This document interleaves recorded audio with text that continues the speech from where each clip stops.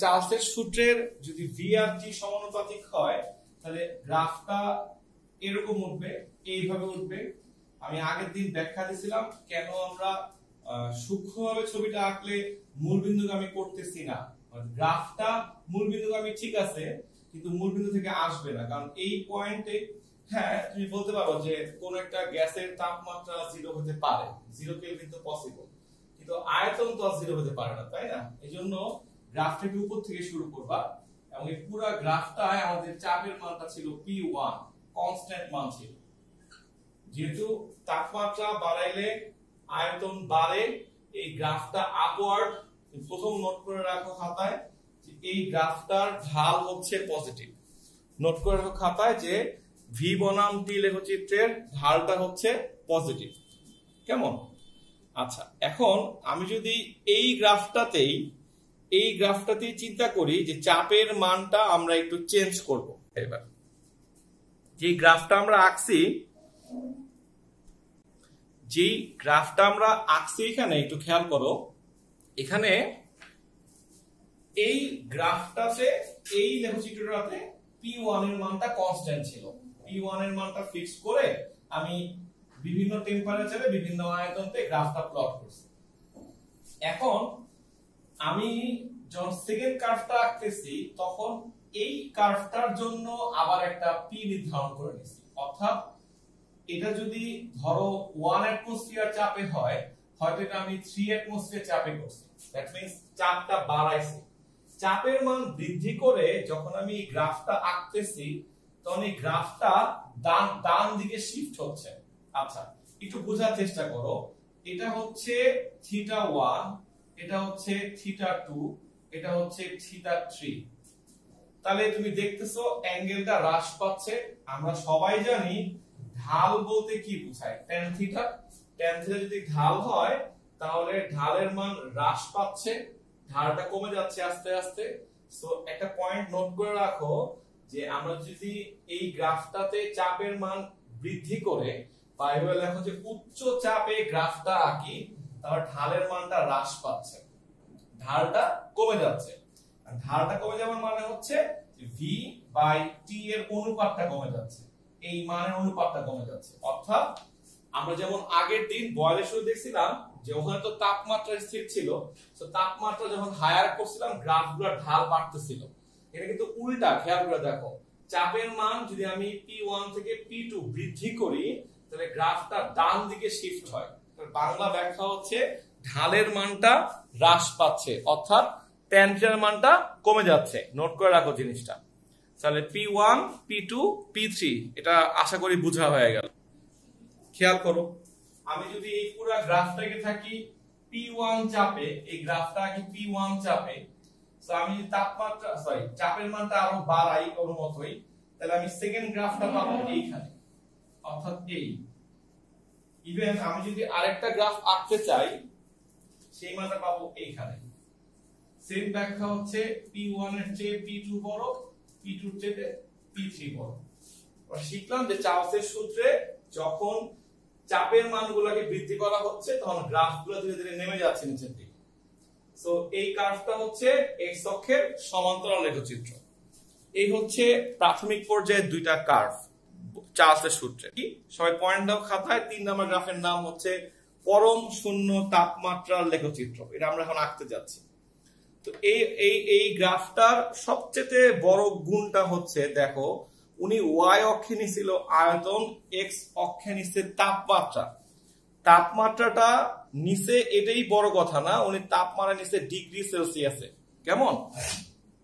এরপরে এটা গ্রাফটা আঁকতে বসলেন, উনি এটাকে ধরলেন 0 ডিগ্রি সেলসিয়াস। হ্যাঁ, তো উনার একটা আইডিয়া ছিল কি, উনি মনে মনে ভাবছিলেন যে হয়তোবা 0 ডিগ্রি সেলসিয়াস তাপমাত্রায় গেলে গ্যাসের আয়তনটা শূন্য হয়ে যাবে। এই ধরনের একটা প্ল্যান ছিল ওনার মাথায়। তো উনি প্র্যাকটিক্যাল করতে গিয়ে প্রায় 8-10টা টেম্পারেচারে, অবশ্যই সেলসিয়াস স্কেলে, একটা গ্যাসের জন্য আয়তন মাপলো, মেপে এই গ্রাফটাতে সেট করলো তাপমাত্রা আর আয়তনের সাপেক্ষে। উনি যখন ওই পয়েন্টগুলো যোগ করলো দেখলো গ্রাফটা এইরকম আসছে, দিস ওয়ান। অর্থাৎ তাপমাত্রা বাড়াইলে আয়তন বাড়ে, এটা যেমন সত্যি কথা, তাপমাত্রা কমাইলে, এই পাশ থেকে ভাবো, তাপমাত্রা কমাইলে আয়তন কমে। সো গ্রাফটা এইভাবে এসে এখানে ছেদ করলো। তো এই পয়েন্টে তাপমাত্রা হচ্ছে 0 ডিগ্রি সেলসিয়াস। উনি দেখলেন যে 0 ডিগ্রি সেলসিয়াস তাপমাত্রায় আসার পরেও আমার কিন্তু গ্যাসের আয়তনটা 0 হয় নাই। অর্থাৎ ওই টেম্পারেচারে একটা আয়তন পাওয়া গেল যার নাম দেওয়া হলো V0। এটা হচ্ছে আমরা ধরে নেব আজকের পর থেকে এটা হচ্ছে 0 ডিগ্রি সেলসিয়াস তাপমাত্রায় গ্যাসের আয়তন। এটাকে আমরা উচ্চারণ করব V0 নামে। কেমন? তো উনি একটু অবাক হইলেন যে ব্যাপারটা কি হইলো, আমি এত প্ল্যান করে আঁকলাম কিন্তু প্র্যাকটিক্যাল ফিল্ডে গিয়ে দেখলাম যে 0 ডিগ্রি সেলসিয়াস তাপমাত্রায় গ্রাফটা আয়তন, কোন গ্যাসের আয়তন 0 হয় না। তারপরে উনি তাপমাত্রা কিছুটা হ্রাস করছিল, ঠান্ডা করছিল, বাট প্র্যাকটিক্যাল ফিল্ডে উনি এটা করতে পারেন নাই। উনি গ্রাফটাকে করলেন কি, গ্রাফিক্যালি বাড়ায় দিলেন, আস্তে আস্তে আস্তে আস্তে বাড়ায় দিলেন এবং এক জায়গায় গিয়ে তো অবশ্যই ছেদ করবে। এই পোরশনটা কিন্তু উনি প্র্যাকটিক্যাল করেন না, এটা হচ্ছে উনি গ্রাফিক্যালি থিওরি দিয়ে চিন্তা করছেন যে আমি গ্রাফটাকে স্কেল দিয়ে বাড়ায় দিলাম, এখানে ছেদ করলো, গ্রাফের ঘরগুলা গুনে উনি পাইলো যে এই তাপমাত্রার মানটা হচ্ছে -273 ডিগ্রি সেলসিয়াস। অর্থাৎ এই তাপমাত্রায় গেলে কোন গ্যাসের আয়তন 0 হয়ে যাচ্ছে। হ্যাঁ, উনি একটা তাপমাত্রা পাইলো। মজার বিষয় হচ্ছে এই তাপমাত্রাটা কোনো প্র্যাকটিক্যাল তাপমাত্রা না, এটা একটা মানে থিওরিক্যাল তাপমাত্রা হিসাব করে পাইছে উনি। কেমন? 0 হয়ে যায় যে তাপমাত্রায় গেলে গ্যাসের আয়তন, তার নাম হচ্ছে পরম শূন্য তাপমাত্রা।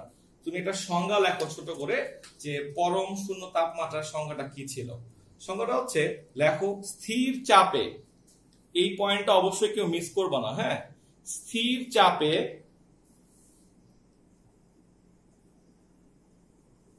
কল্পনাযোগ্য যে তাপমাত্রায় কোন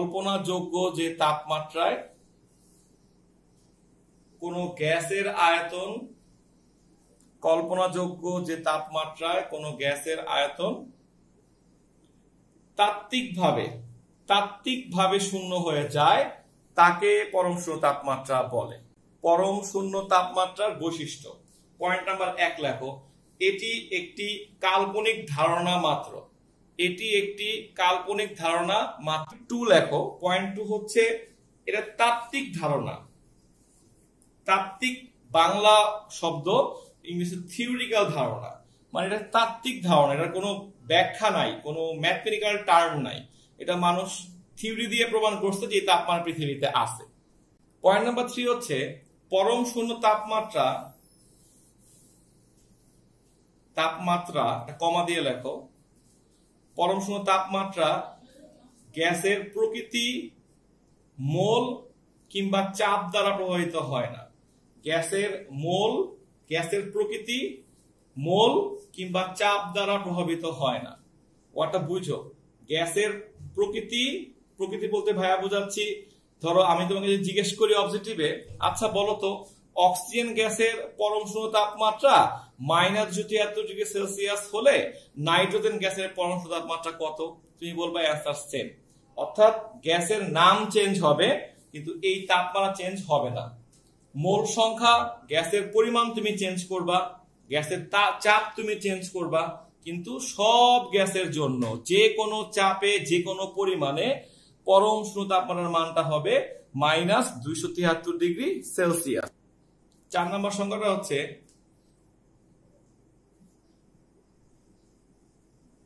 যেহেতু এ তাপমাত্রার নিচে আয়তন ঋণাত্মক হয়ে যায়, সেহেতু এটাই তাত্ত্বিকভাবে সর্বনিম্ন তাপমাত্রা।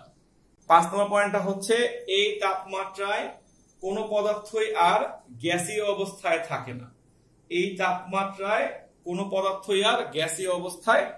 পয়েন্ট নাম্বার লাস্ট পয়েন্টটা লেখো, সেটা হচ্ছে এই তাপমাত্রায় পদার্থের স্থানান্তর গতি এবং আবর্তন গতি শূন্য হলেও, একটু ফিজিক্স চলে আসলো, এই তাপমাত্রায় পদার্থের স্থানান্তর গতি এবং আবর্তন গতি শূন্য হলেও কিছুটা কম্পন গতি থাকে। এবং এই তাপমাত্রায় পদার্থের মধ্যে যে শক্তি থাকে এবং এই তাপমাত্রায় পদার্থের মধ্যে শক্তি থাকে তাকে শূন্য বিন্দু শক্তি বা 0 পয়েন্ট এনার্জি বলে। শূন্য বিন্দু শক্তি বা 0 পয়েন্ট এনার্জি বলে। শূন্য বিন্দু শক্তি বা 0 পয়েন্ট এনার্জি বলে। গত ক্লাসে আমরা যখন চার্লসের সূত্র পড়তেছিলাম এটা ছিল VT সমান সমান V0 প্লাস, তাই না? V0 প্লাস V0 এর 1/273। এই কথাটা হ্যাঁ T হয়তো মানে 1 বললে 1 হবে, T বললে এটা T হবে। হ্যাঁ T হবে। আচ্ছা, এখন যদি আমরা বলি T ডিগ্রি সেলসিয়াস তাপমাত্রা বৃদ্ধি করা হয়েছে, কিন্তু যদি বলি যে না T ডিগ্রি সেলসিয়াস তাপমাত্রা হ্রাস করা হয়েছে, তাহলে কিন্তু এখানে একটা মাইনাস হবে। এখন এটা নিয়ে তোমাদের মধ্যে অনেক কনফিউশন তৈরি হয়। তুমি মাইনাসটা হয় এখানে দিলে আর এটা মাইনাস টি ধরবা না, আর প্লাস দিলে এটাকে মাইনাস টি ধরবা। মানে আমি বুঝাতে যাচ্ছি, ধরো আমি জানতে চাই যে মাইনাস 273 ডিগ্রি সেলসিয়াস তাপমাত্রা গ্যাসের আয়তন কত, আমার ইচ্ছা করে জানতে, মানে পরম শূন্য তাপমাত্রায় গ্যাসের আয়তনটা কত এটা আমার জানতে ইচ্ছা করতেছে। তখন চার্লসের সূত্র হিসাব করতে গেলে আমি এখানে হয়তো বা লিখবো মাইনাস 273, এটাকে ভি নট লিখবো। এখানে যদি প্লাস দেই তাহলে একটু খেয়াল করো, এখানে আমি কিন্তু লিখবো মাইনাস 273 বাই এত। অর্থাৎ আমি চিন্তাই করলাম না কি হইতেছে, আমি ভাবলাম যে এই তাপমাত্রায় কি হবে, তো আমি এখানে প্লাস দিলাম। কিন্তু যদি আমি এখানে আগেই মাইনাস দিয়ে ফেলি এই চিন্তা করে তাপমাত্রা হ্রাস পাইছে, কারণ 0 থেকে তো মাইনাস তাপমাত্রা মানে হ্রাস পাইছে, তখন তুমি কিন্তু এখানে মাইনাস এটা দিবা না। এটা কিন্তু একটা ভালো জিনিস, বই পড়ার সময় দেখবো অনেকে এই হিসাবে প্যাচ লাগাচ্ছ, একটা বই একটা ফলো করছে। আমি আবার ক্লিয়ার করি, তুমি যদি তাপমাত্রা হ্রাসের ক্ষেত্রে এটা মাইনাসে বসাও তাহলে এখানে প্লাস দিবা, আর এটা প্লাসে বসালে এটা মাইনাস দিবা। মোট কথা এখানে এটা মাইনাস হবে, বাস শেষ, তাহলে এটা প্লাস হবে। আর যদি এরকম করি এটা কাটাকাটি চলে গেল, চলে গেলে এটা V naught minus V naught আসলো, আলটিমেটলি 0। মানে এটা এক নম্বরের ছোট্ট কোশ্চেন যে পরম শূন্য তাপমাত্রায় গ্যাসের আয়তন 0 প্রমাণ করো। তখন তুমি লিখবা যে আমরা জানি চার্লসের সূত্রটা কি ছিল, লিখে রাখো এটা। চার্লস সূত্রটা কি ছিল লিখবা, লিখে এটা লিখে এখানে চলে আসবা, সিম্পল। এখন তুমি কি আরো ধাপ ভাঙবা, যেমন বইয়ে পড়ছে একবার 1 ডিগ্রির জন্য এখানে 1 লিখছে, মাইনাস 1 এর জন্য -1 লিখছে, অনেক ঢং ঢং ঢং করে লাস্টে লিখছে। বাট আমি যদি এখানে চার্লসের সূত্র লিখে ফেলি তাহলে আমি এটা লিখতে পারলাম, তারপরে আমি চলে আসলাম এখানে, বাস ঝামেলা শেষ। অর তুমি চাইলে যে এখানে এটা প্লাস ধরে এখানে মাইনাস বসায়া এক লাইন বাড়াইতে পারো। যারা যেই বই পড়তেছো একটা বই একভাবে প্রমাণ করা আছে, ভয় পাওয়া যাবে না। সেটা ছোট্ট কোশ্চেন যে প্রমাণ করো যে গ্যাসের আয়তন 0 হয় পরম শূন্য তাপমাত্রায়। এই প্রমাণটা এইভাবে লিখে দিলেই হইলো। কেলভিন মাইনাস 273 ডিগ্রি সেলসিয়াস মানে কত কেলভিন? হ্যাঁ এটা কিন্তু খেয়াল রাখো। হ্যাঁ, সো পরম শূন্য তাপমাত্রা হয় মাইনাস 273 ডিগ্রি হবে আর নাইলে 0 কেলভিন হবে, খেয়াল রাখো। হ্যাঁ, এখানকার কথা বলে দেই, সেলসিয়াস টেম্পারেচারে মাইনাস মান অ্যালাউড, গ্রহণযোগ্য, কিন্তু কেলভিন স্কেলে কখনোই তাপমাত্রা 0 নিচে যাবে না, মাইনাস হবে না, এটা নোট করে রাখো সবাই। কেন দেখো, আমি যদি এটাকে মাইনাস করতে চাই তাহলে আমি এখানে 1 ডিগ্রি সেলসিয়াস হ্রাস করলাম, হ্যাঁ মাইনাস 1 ডিগ্রি করলাম, তাহলে এটা কিন্তু 0 - 1 হয়ে গেল, তাহলে এটা হয়ে গেল -74 ডিগ্রি সেলসিয়াস। হ্যাঁ অবশ্যই বলতেছি, দেখো এটা হয়ে গেল। কিন্তু আমরা তো বলছি যে -273 ডিগ্রি সেলসিয়াসের চাইতে ছোট তাপমাত্রা পৃথিবীতে পসিবলই না। যদি পসিবলই না হয় তাহলে এটা কই থেকে আসলো, তাই না? এজন্য নোট করে রাখো যে তাপমাত্রা সেলসিয়াস স্কেলে ঋণাত্মকটা পসিবল, গ্রহণযোগ্য, কিন্তু কেলভিন স্কেলে সবচাইতে কম তাপমাত্রা হচ্ছে 0 কেলভিন। বয়েল এবং চার্লসের সমন্বয় সূত্র, বয়েল এবং চার্লসের সমন্বয় সূত্র লিখে ফেলবা যে আমরা জানি বয়েল বলছিল V সমানুপাতিক 1/T, সাইড নোট দিবা যখন তাপমাত্রা স্থির, বলবা V সমানুপাতিক T, চার্লসের মতে যখন P স্থির। তাহলে সমন্বয় করলে কি হবে, 1/P আসবে আর T আসবে, একটা কনস্ট্যান্ট দিবা কে টি, সুতরাং পিভি বাই টি সমান সমান কনস্ট্যান্ট। এটার নাম দাও বয়েল ও চার্লসের সমন্বয় সূত্র। এখান থেকে আমরা বলতে পারি অতএব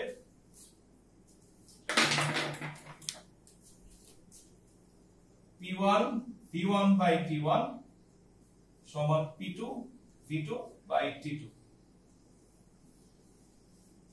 আজকে ক্লাস শেষ হওয়ার পরে আমরা বাড়ির কাজ দিব।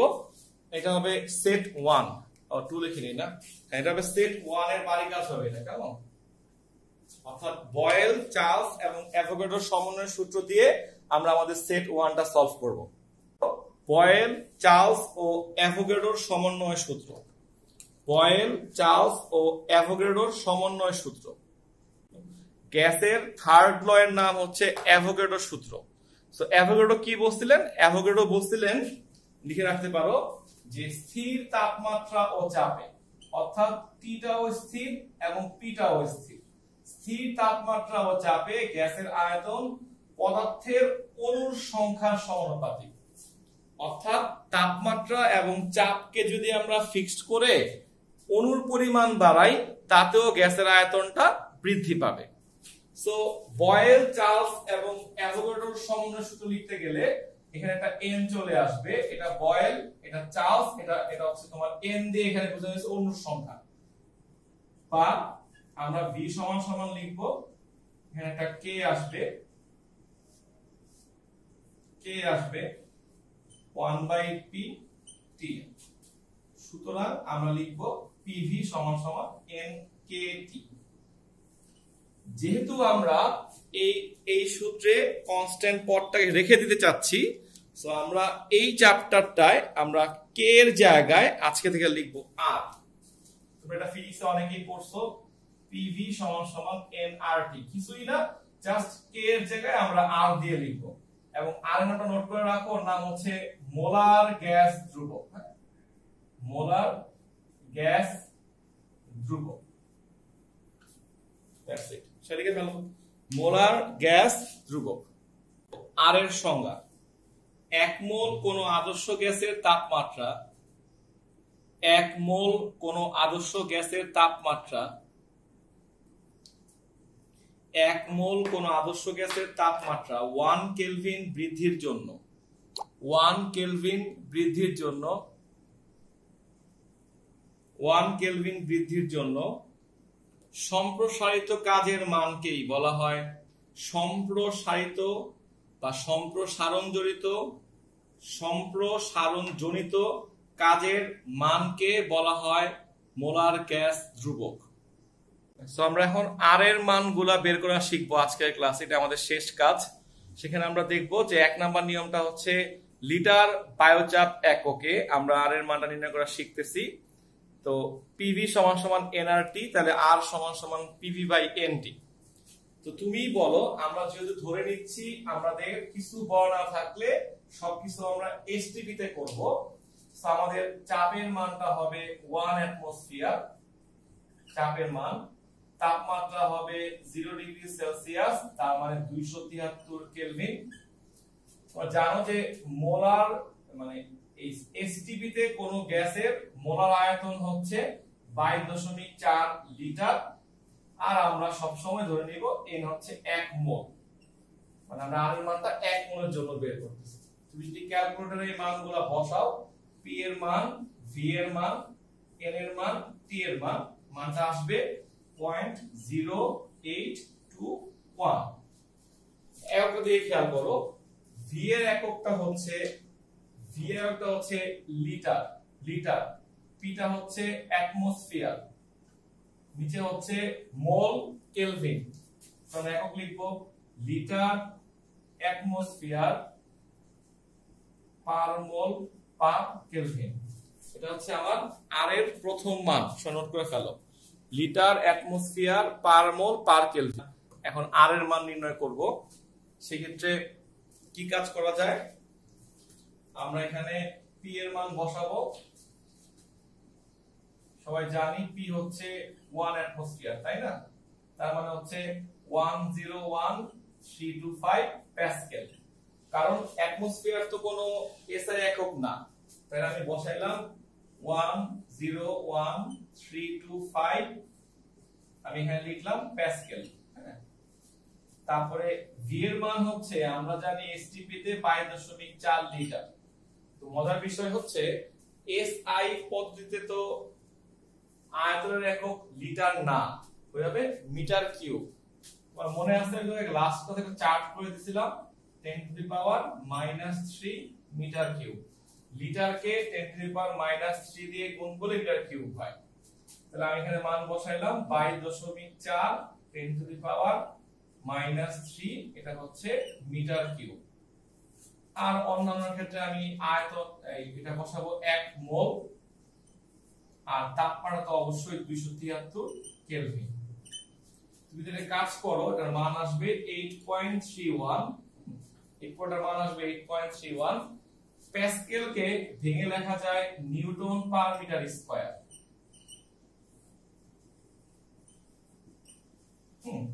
Newton per metre square. আমরা একটু কাটাকাটি করি সবাই মিলে, দেখো তাহলে কেমন হয় জিনিসটা। অর্থাৎ এইটা এটা কাটলাম, হয়ে গেল নিউটন মিটার, তাহলে হয়ে গেল এটা জুল। তাহলে নিউটন মিটার মানে জুল পার মোল পার কেলভিন। দেখছো এখন সংখ্যাটা ক্লিয়ার হচ্ছে। 1 মোল গ্যাসের তাপমাত্রা 1 কেলভিন বৃদ্ধি করতে যে পরিমাণ কাজ করতে হয়, দেখছো জুল কার একক। সো এখান থেকে তুমি বলতে পারো যে ভাই জুলের এক একটা পাওয়া গেল যে আর এক ধরনের কাজ, এটা কাজের মান। সেটার মানটা হচ্ছে 8.31 জুল পার মোল পার কেলভিন। ওকে, 3 নম্বর পয়েন্টটা হচ্ছে সিজিএস পদ্ধতিতে আর এর মান নির্ণয়। আমরা অবশ্যই এটাকে স্টার দিয়ে রাখবো পরীক্ষার জন্য, এটা কোশ্চেন একটা স্টার কোশ্চেন। হ্যাঁ, এই তো আমরা যদি প্রথম পি এর মান আসি অ্যাটমসফিয়ার তো সিজিএস একক না। তো 1 অ্যাটমসফিয়ার মানে হলো 76 সেন্টিমিটার মার্কারি, সেন্টিমিটারে চলে আসবে জিনিসটা। তখন তুমি মনে রাখবা এখানে একটা ছোট্ট কাজ শিখতে হয় সবার, সেটা হচ্ছে এইচ রো জি। তোমার বুঝার জন্য লিখে দিলাম এইচ রো জি করতে যাচ্ছি আমরা। এইচ এর মানটা হলো 76 সেন্টিমিটার, খেয়াল রেখো এইচ এর মানটা হচ্ছে 76 সেন্টিমিটার। অর্থাৎ যখনই কোনো অঙ্কে দেখবা, কখনো কোনো অঙ্কে দেখবা যে সেন্টিমিটার এককে অঙ্কটা দেওয়া আছে, তোমাকে কনভার্ট করতে হবে। কনভার্ট করার নিয়মটা হচ্ছে আমি এইচ রো জি মনে মনে ভাববো। তো এইচ এর মানটা দেওয়া আছে 76 সেন্টিমিটার। পারদের ঘনত্ব, হ্যাঁ 13.6, এইখানে করে রাখো আলাদা করে। তোমার তো খাতায় জায়গা আছে, পাশে লেখো, আমি মাঝখানে দেখাচ্ছি। দেখো আমরা পৃথিবীর সবাই জানি যে রো এর মান মানে পারদের ঘনত্ব হচ্ছে 13,600 কেজি পার মিটার কিউব। সবাই আমরা জানি। একটা জিনিস শিখাচ্ছি, ভালো করে শিখো, এটা সব জায়গায় লাগবে। 13,600, কিন্তু সিজিএস পদ্ধতিতে তো গ্রাম আসবে, কেজি না। সবাই জানি তাহলে কেজি কে 1000 দিয়ে গুণ করলে গ্রাম হয়। আর মিটার কিউবের জায়গায় আসবে সেন্টিমিটার কিউব। ওই আগের দিনে চারটা খেয়াল করো সবাই, কি ছিল চারটা সবার মনে আছে আশা করি। দেখো সবাই যে চারটার মধ্যে কি ছিল, চারটায় ছিল যে মিটার কিউব থেকে যদি আমি 1 লাফে সেন্টিমিটার কিউবে আসতে চাই তাহলে 10⁻6 হবে, এটা মনে করে দেখো। তাহলে আমি আগের দিন শিখাইছিলাম। সো তুমি কাটাকাটি গুলো করো, লাস্ট পর্যন্ত আসবে 13.6 গ্রাম পার সিএম কিউব। তো তোমাকে আমি একটা প্র্যাকটিস করে নিলাম, এটা আমাদের অঙ্কের মধ্যে অনেক ইউজ হবে, যে কেজি পার মিটার কিউব কিভাবে গ্রাম পার সিএম কিউবে নিয়ে আসবা। তুমি নোট করে রাখো যে পারদের ঘনত্ব 13,600 KG per metre cube oblique 13.6 gram per CM cube. এটা এসআই এককে, এটা সিজিএস এককে। সো এখানে একটা গুণ হবে গ্রাম পার সিএম কিউব। এই সে লিখে ফেলো, যদি লিখে ফেলো আমার জি এর মানটা। তো জি এর মান 9.8 মিটার পার সেকেন্ড স্কয়ার। আমার লিখতে হবে 980। 9.8 কে 1000 দিয়ে গুণ করছি, কারণ মিটার তো হবে না, হবে সেন্টিমিটার পার সেকেন্ড স্কয়ার। লিখে ফেলো এই মানটা আমরা এখানে একটা বাড়তি কাজ শিখতেছি। দেখো চাপের এককটা কি, SI newton per metre square. Newton মানে হচ্ছে KG metre per second square, যেটা লিখলাম। দেখো এটা লিখলাম। সো এটাকে বলা হচ্ছে নিউটন, তাই না? Newton per metre square. So আমি একটা কাজ করি, চলো এখানে কাজটা কি, হ্যাঁ কাজটা কি দেখো আমি বলি। এই যে এখানে একটা গ্রাম আছে না, এই সাথে গ্রাম আছে, মিলাও। এখানে একটা সেন্টিমিটার আমি গুণ করে নিই আমার সুবিধার জন্য, তাহলে নিচে একটা গুণ করতে হবে, মিলাইলাম আর কি। সেন্টিমিটার গুণ করলাম, সেন্টিমিটারটা গুণ করলাম। তাহলে একটা জিনিস তো খেয়াল করো, আমি যদি এই পাশটাকে আলাদা ভাবি, এই যে এই পাশটা কেজির জায়গায় আসছে গ্রাম, মিটারের জায়গায় আসছে সেন্টিমিটার, এটা হচ্ছে সেকেন্ড স্কয়ার। এটা মানে যদি হয় নিউটন, আজকের পর থেকে নোট করো, এটা মানে হচ্ছে ডাইন, ডি ওয়াই এন ই, ডাইন। লিখে ফেলো, ডি ওয়াই এন ই, ডাইন বলা হয়, ডাইন, ডি ওয়াই এন ই, ডাইন। ডাইন বলতে বোঝানো হয়, এটাও লিখে রাখো, ডাইন হচ্ছে সিজিএস পদ্ধতিতে বলের একক, ফোর্সের একক, সিজিএস পদ্ধতিতে।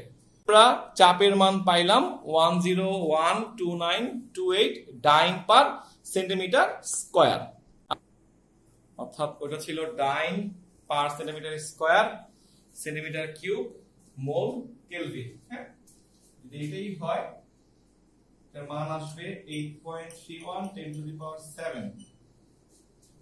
কাটাকাটি গেলে হবে কি জানো, ডাইন থাকবে, একটা সেন্টিমিটার থাকবে, এখানে গুণ হইয়া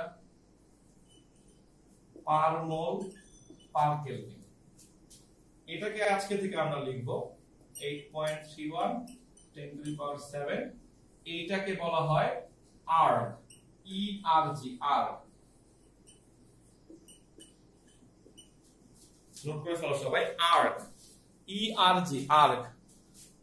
নোট করবা যে আর্ক হচ্ছে শক্তির একক, আর্ক হচ্ছে শক্তির একক সিজিএস পদ্ধতিতে। নোট করে ফেলো সবাই, এটা খেয়াল করো, নোট করো, এটা একটা মান লিখে রাখো সবাই, সেটা হচ্ছে 1 ডাইন সমান সমান 10 টু দি পাওয়ার 5, সরি ভুল বলছি, 1 নিউটন সমান সমান 10 টু দি পাওয়ার 5 ডাইন। এটা খেয়াল রাখো, লাগবে আমাদের। হ্যাঁ, এসআই সিজিএস। আর 1 জুল সমান সমান 10 to the power 7 erg, 1 joule সমান সমান 10 টু দি পাওয়ার 7 আর্ক। ঠিক আছে।